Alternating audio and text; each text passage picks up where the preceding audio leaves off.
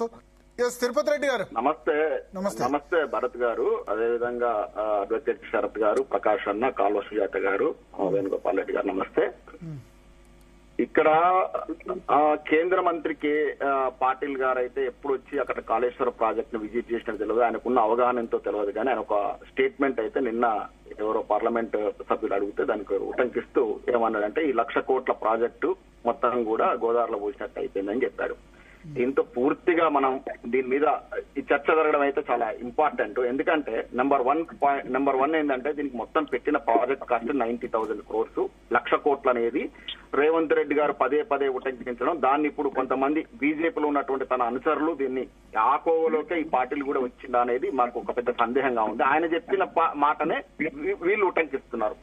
Hello, number 2, water యొక్క ఆవశ్యకత ఏందో ప్రపంచ దేశాలలో ఎక్కడైనా సరే, మనము గల్ఫ్ కంట్రీస్ లో తీసుకున్నా, అమెరికాలో అయితే ఒక ఇక్కడ కాలిఫోర్నియాలో అయితే కొన్ని 1,00,000 కోట్లు ఖర్చు పెట్టారు only drinking water purpose, irrigation purpose కూడా కాదు. మన డీసాలినేషన్ ప్రాజెక్టు మనం చెన్నైలో కూడా చూస్తున్నాం. చెన్నైలో సుమారు దాదాపు 5,000 కోట్లతోని పెరూర్ ప్రాజెక్ట్ దగ్గర పోయి చూసి తెలుస్తుంది వాటర్ యొక్క ఇంపార్టెన్స్ ఒక సిటీకి. వాళ్ళు అప్పుడే తెలుగు గంగకి కొన్ని వేల కోట్ల రూపాయలు మన దగ్గర నుంచి వాటర్ తీసుకపోవడం కోసం, కృష్ణా వాటర్ తీసుకపోవడం కోసం తెలుగు గంగ ప్రాజెక్ట్ ఖర్చు పెట్టినారు. అదే విధంగా సౌదీ అరేబియాలో మొత్తం సౌదీ అరేబియా పాపులేషనే 80 లక్షలు ఉంటారు. అక్కడ $77 బిలియన్, 70,000 కోట్లు పెట్టి ఒక project, desalination project drinking water కోసం.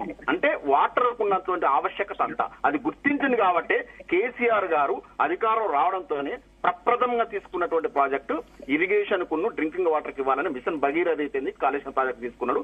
కేవలం 90,000 కోట్లతో చూడండి, కేవలం 90,000 కోట్లు కాళేశ్వరం ప్రాజెక్ట్ ఖర్చు పెట్టి 30 టీఎంసీలు చాలా తక్కువ చెప్తున్నారు మీరు. కేవలం 90,000 కోట్లు, 90,000 కేవలం. ఇప్పుడు చెప్పాను, సౌదీ అరేబియా మొత్తం పాపులేషన్ 80 లక్షలు, కానీ అక్కడ వాళ్ళు పెట్టింది 70,000 కోట్లు only Saudi Arabia drinking water కోసమే. తెలుగుగంగ ప్రాజెక్టు కు చెన్నై ఎంత వెచ్చిస్తా, తమిళనాడు ఎంత వెచ్చిస్తుందో మన చిన్నప్పుడే చదువుకున్నాం. తెలుగుగంగ ప్రాజెక్టు మొత్తం ఫండింగ్ అంతా వాళ్ళే చేశారు.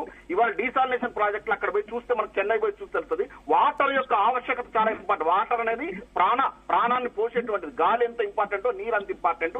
ఇరిగేషన్ కును డ్రింకింగ్ వాటర్ ఆవశ్యకత కేసీఆర్ గారు అపర భగీరథుడు కాబట్టి గుర్తించిండు. కేవలమే అంటాను, వాటర్ ఎంత ఖర్చు పెట్టినా తక్కువే. కేవలం 90,000 కోట్లు ఖర్చు పెట్టి ఇవాళ 30 టీఎంసీల నీరుని మేడిగడ్డ దారి ఎత్తిపోసి కొండపోచమ్మ, మల్లన్న సాగర్ స్టోరేజ్ పెట్టేసి ఇలా హైదరాబాద్ కు 24/7 వాటర్ ఇచ్చేటువంటి డ్రింకింగ్ వాటర్ ఇవ్వాలి. ఎటువంటి ప్రాబ్లం లేకుండా నెక్స్ట్ ఇంకో 2 decades 3 decades కూడా మనకు ఎటువంటి ఇబ్బంది లేకుండా చేసినటువంటి ఘనత కేసీఆర్ గారికి దక్కింది. ఇవాళ ఇంటింటికి వాటర్ ఇచ్చిండ్రు. ఈ సన్యాసులు, కాంగ్రెస్ సన్యాసులు 70 ఏళ్లు పరిపాలించి, నేను మహబూబాద్ జిల్లా వాసులండి. నా చిన్నప్పుడు నేను చూసేవాడిని, ఎండాకాలం వచ్చిందంటే బిందెలు నెత్తిన పెట్టుకొని పోయేటోళ్ళు మొత్తం కూడా గిరిజన సోదరులు అయితేనే, ఆ తల్లులు అయితేనే ఎంత కష్టాలు పడ్డారో, ఇబ్బందులు చూసాం. అన్నిటి కష్టాలు. వేణుగోపాల్ రెడ్డి గారు మీకు ఇస్తాను అవకాశం, ఒక్క నిమిషం. తిరుపతి రెడ్డి గారు మొత్తం నీటి కష్టాలు మొత్తం కూడా తీర్చినటువంటి ఘనత కేసీఆర్ దక్కుతుంది. ఏం చేయని వాళ్ళు కూట్లో రాయి తీసినట్టు ఈ కాంగ్రెస్ వాళ్ళు, ఇక బీజేపీల గురించి కూడా ఎంత తక్కువ మాట్లాడుతున్న మధ్య మనం ప్రధానంగా కాంగ్రెస్ గురించి మాట్లాడుతున్నా.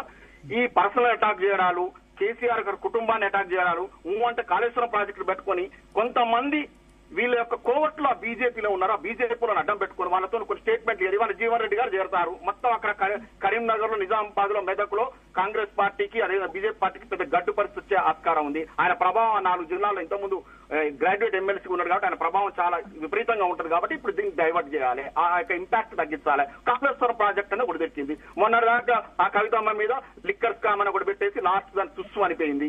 వీళ్ళు ఏం సాధించారు? ఇప్పుడు ఉంటే ఇంతమంది ముఖ్యమంత్రులను జైల్లో పెట్టారు. మరి కేసీఆర్ గారి మీద ఎందుకు సిబిఐ ఎంక్వైరీ ఇచ్చారు కదా స్టేట్ గవర్నమెంట్. వీళ్ళు కొండందరి వెలుకని పెట్టినట్టు వీళ్ళు ఏం బీకింది లేదు కాంగ్రెస్ వాళ్ళు ఇక్కడ స్టేట్ లో. మరి తీసుకొని వాళ్ళని ఎత్తున పెట్టారు బీజేపీ మీద. మరి వాళ్ళు ఎందుకు ఇంతవరకు ఇన్వెస్టిగేషన్ స్టార్ట్ చేయలేదు? అక్కడ ఏమి లేదు.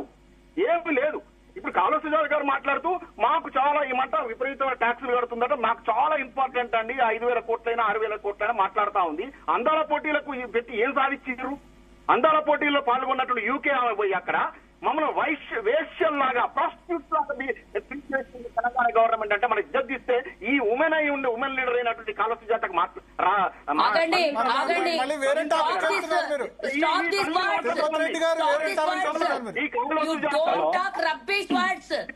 ఏంటి వేషాలు అంటున్నారేంటి? వేషాలేంటి? ఒక దు- తిరుపతి రెడ్డి గారు మీరు వేరే ఎవరిని టాపిక్ వెళ్తున్నారు. మాట్లాడుతున్నారండి మీరు? తిరుపతి రెడ్డి గారు వేరే టాపిక్ భరత్ గారు ఇట్లాంటి మాటలు లైవ్ లో కూర్చొని వేషాలు అంటున్నాడు. ఆయన అన్నది ఏంటంటే బ్రిటిష్ సంబంధించి ఏదో చెప్పాడు మిస్ వరల్డ్ సందర్భంగా వాళ్ళు ఎవరేమి ఆమె అంది అన్నది అంటాడు. స్టేట్మెంట్ ఇచ్చుకున్నది. వేరే టాపిక్ వెళ్ళకండి. ఎన్ని వందల తిరుపతి కోట్లు రెడ్డి గారు అయినాయి? లెక్కలు చూపించి బయటకు తీయండి. తిరుపతి రెడ్డి గారు మీ మ్యూట్ అయింది. తిరుపతి రెడ్డి గారు మీదేం వినబడట్లేదు. ఒక నిమిషం.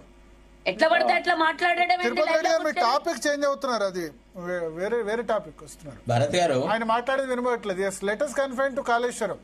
భరత్ గారు ఒక్క మాట అండి. అంటే ఆయన చెప్పండి శరత్ గారు. ఇప్పుడు ఒక విషయం